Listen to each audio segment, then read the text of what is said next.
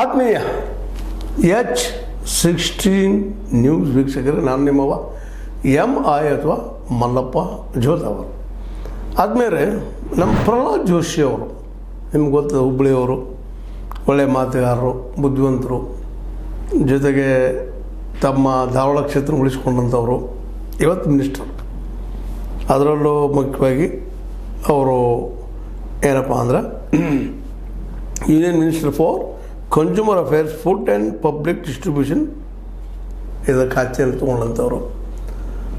ಇವರು ಒಂದು ಮಾತನ್ನು ಮಾತಾಡ್ತಾರೆ, Kharge is just like A puppet. ಸಣ್ಣ ಏನು ಪಪೆಟ್ ಇದ್ದಂಗೆ, ಅವ್ರಿಗೆ ಸ್ವಂತ ನಿರ್ಧಾರ ಮಾಡುವಂಥದ್ದು ಇಲ್ಲ. ಆಲ್ರೆಡಿ ಇದೆಲ್ಲರೂ ಗೊತ್ತಿದ್ದ ವಿಷಯನ. ಓಪನ್ ಸೆಕ್ರೆಟರೀಸ್ ಇಂದ ಪೊಲಿಟಿಕಲ್ ಅರೇನಾ, ಈ ಒಂದು ರಾಜಕೀಯ ಏರಿಯಾದಲ್ಲೇ ಇದು ಗೊತ್ತಿದ್ದ ವಿಷಯ. ಇವತ್ತು ಯಾವ ರಾಜಕೀಯ ಪಕ್ಷ, ಕಾಂಗ್ರೆಸ್ ಒಂದಲ್ಲ, ಯಾವ ಪಕ್ಷ ಪಪೆಟ್ನೆಸ್ ಅಂದರೆ ಗುಲಾಮಗಿರಿ ಅಥವಾ ಒಂದು ಹೇಳಿದ ಕೇಳುವಂಥ ಅಥವಾ ವಿರೋಧ ನಡೆಯುವಂಥ ವ್ಯಕ್ತಿಗಳಿಲ್ಲ ಅದಾರು ಅವನು ಪ್ರಶ್ನೆ ಅದ.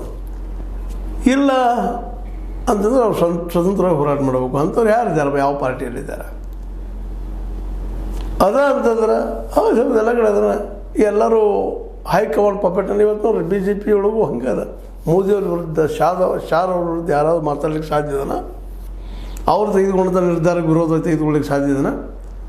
ಇವತ್ತು ಪೂರ್ತಿ ಕ್ಯಾಬಿನೆಟ್ ಮಿನಿಸ್ಟರ್ಶಿಪ್ ಯಾವುದೂ ಇರಲಿ ಸೆಂಟ್ರಲ್ದಲ್ಲೇ, ಯಾರು ಮೋದಿಯವರದ್ದು